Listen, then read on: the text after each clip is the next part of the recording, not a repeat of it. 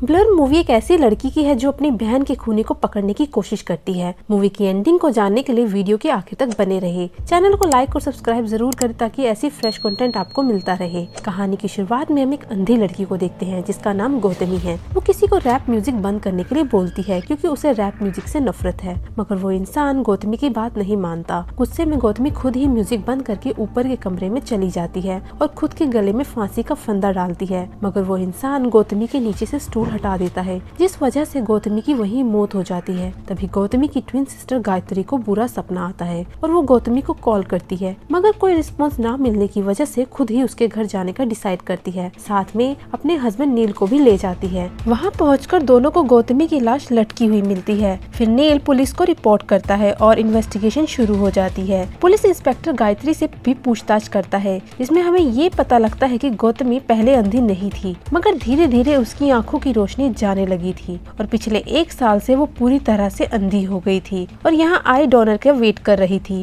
गौतमी एक म्यूजिशियन थी जिसे सिर्फ क्लासिकल म्यूजिक पसंद था। पूछताछ के बाद पुलिस इंस्पेक्टर भी वहाँ से चले जाते हैं, मगर गायत्री ये मानने को तैयार नहीं होती कि गौतमी सुसाइड कर सकती है और नील उसको बार बार स्ट्रेस लेने के लिए मना करता है क्योंकि गायत्री भी गौतमी की तरह धीरे धीरे अंधी हो रही है। अगले दिन पुलिस इंस्पेक्टर फिर मिलने आता है और गौतमी की मौत को सुसाइड बताता है, मगर गायत्री बिलीव नहीं करती। तब गायत्री को गौतमी की पड़ोसन मिसेस सोलंकी के बारे में पता लगता है। गौतमी के घर से जुड़ी एक रस्सी उनके घर तक जाती है। गायत्री उस रस्सी का पीछा करके मिसेस सोलंकी के घर पहुंच जाती है। वहाँ मिसेस सोलंकी से पता लगता है पहले दोनों खूब बातें करते थे, मगर कुछ समय से गौतमी के कुछ नए फ्रेंड्स बना लिए थे जो कि वेलनेस सेंटर में थे, जहाँ पर अंधे लोगों को आम जिंदगी जीना सिखाते थे। फिर गायत्री सीधा वेलनेस सेंटर जाती है। वहाँ जाकर गौतमी के ट्रेनर के बारे में पूछती है। तब उसे पता लगता है कि ट्रेनर बेसमेंट के चेंजिंग रूम में है। वहाँ जाकर गायत्री देखती है कि कुछ गौतमी के अंधे दोस्त आपस में बात कर रहे होते हैं। उनकी बातों से पता लगता है कि गौतमी का कोई बॉयफ्रेंड भी था जिसके साथ वो होटल लेक व्यू गई थी। तभी उनमें से एक को एहसास हो जाता है कि कोई और भी है और वो गायत्री को पकड़ लेती है, मगर वही औरत बताती है कि कोई और भी यहाँ पर है और ये सुनकर गायत्री पीछे मुड़कर देखती है। कोई अनजान आदमी ऊपर की ओर भाग जाता है। गायत्री उसका पीछा करना शुरू कर देती है,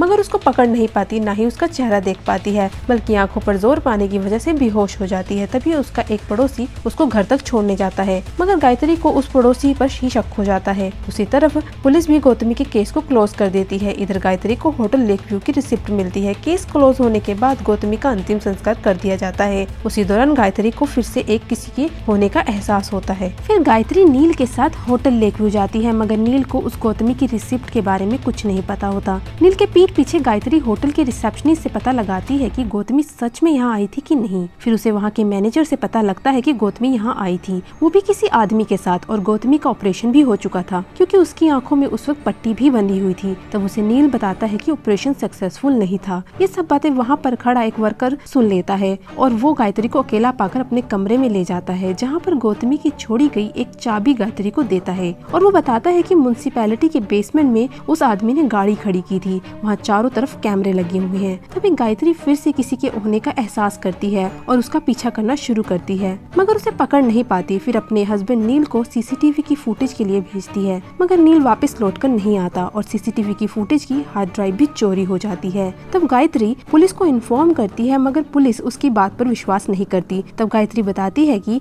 एक आदमी है जिसने उसे देखा है। फिर पुलिस गायत्री के कहने पर उस वर्कर के घर जाती है, मगर उस वर्कर को भी मरा हुआ पाती है। स्ट्रेस की वजह से गायत्री फिर से बेहोश हो जाती है। पुलिस गायत्री को डॉक्टर के पास ले जाती है जिसमें गौतमी का भी ऑपरेशन किया था। डॉक्टर गायत्री को इमीडिएट ऑपरेशन की सलाह देता है, मगर गायत्री नील के बिना ऑपरेशन के लिए तैयार नहीं होती। तब गायत्री को डॉक्टर से पता लगता है कि गौतमी की आंखों का ऑपरेशन वो सक्सेसफुल। फिर पुलिस इंस्पेक्टर गायत्री को घर छोड़ने जाती है, मगर वहाँ पर नील की लाश भी लटकी मिलती है और साथ में एक सुसाइड नोट होता है, मगर गायत्री की आंखों की रोशनी पूरी तरह से चली जाती है। इसके बाद गायत्री का आंखों का ऑपरेशन होता है जिसमें 2 हफ्ते तक पट्टी को बंधे रहने के लिए बोलते हैं और उस सुसाइड नोट में नील ने गौतमी को मारने की बात मानता है। गायत्री घर पहुंचकर सबसे पहले उसके साथ आए कुछ नर्स को वही चाबी देती है जो उसे उस होटल के वर्कर ने दी थी, मगर वो चाबी गायत्री के घर की नहीं होती। तब गायत्री उस चाबी को वहीं रख देती है। गायत्री की आंखों पर अभी भी पट्टी बंधी होती है, जिस वजह से डॉक्टर उसका ख्याल रखने के लिए एक मेल नर्स उसके घर भेजता है जिसका नाम दीपक होता है, मगर हम उसका चेहरा नहीं देख पाते।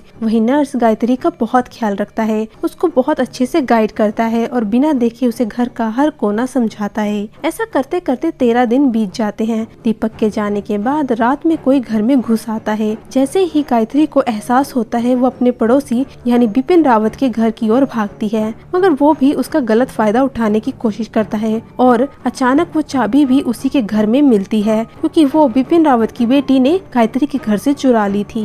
तब गायत्री घर पहुंचकर दीपक को कॉल करती है, जिसका नंबर फास्ट लाइन में सेव होता है, और वो दीपक को अपने घर ले जाने के लिए बोलती है, क्योंकि गायत्री अपने ही घर में अब सेफ महसूस नहीं करती। ये सब बिपिन रावत की बेटी ईरा दूर से उन्हें जाते हुए देखती है। दीपक के घर पहुंचकर ईरा भी उसी घर में घुस जाती है और गायत्री को अकेला पाकर बताती है कि गौतमी का खूनी ही गायत्री का नर्स है। वो गायत्री को गलत दवाई देता है और ईरा गायत्री को पट्टी उतारने के लिए बोलती है। तभी ईरा गायत्री को वही चाबी देती है और वहाँ से भाग जाती है। वो चाबी दीपक के कमरे की निकलती है। फिर गायत्री उस कमरे में घुसकर अपनी पट्टी उतार देती है और अपने सामने ढेर सारी अंधी मरी हुई लड़कियों की तस्वीरें देखती है। उसमें से कुछ गौतमी की भी होती है और नील की भी। इसी नर्स ने गौतमी और नील को मारा होता है। गलत सुसाइड नोट भी नील से यही लिखवाता है। ये देखकर गायत्री घबरा जाती है और जैसे ही वो भागने की कोशिश करती है उसका पैर फिसल जाता है और सामने ईरा की लाश होती है। ये देखकर वो और घबरा जाती है, मगर जैसे ही वो नर्स सामने आता है वो फिर से अंधे होने की एक्टिंग करती है। गायत्री को याद आता है कि ये नर्स असल में उसी वेलनेस सेंटर में काम करता है। वही नर्स गायत्री को किचन में ले जाता है और उसे सूप पीने के लिए देता है, मगर उसमें कुछ मिला देता है। गायत्री ये सब कुछ देख रही होती है। गायत्री मौका देखकर सूप बदल देती है, मगर नर्स ये सब देख लेता है। फिर गायत्री को पकड़कर एक बॉक्स में डाल देता है, इसमें दीपक की लाश होती है। फिर वही नर्स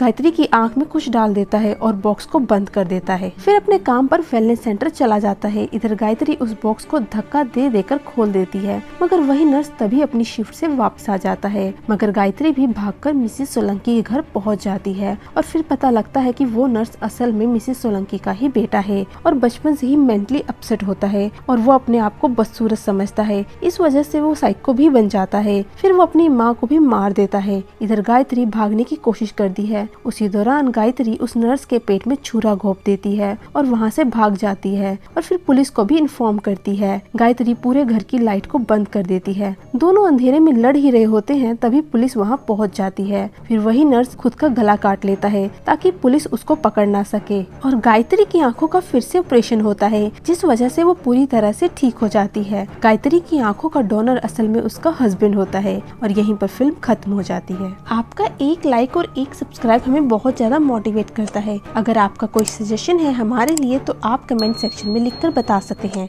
थैंक यू।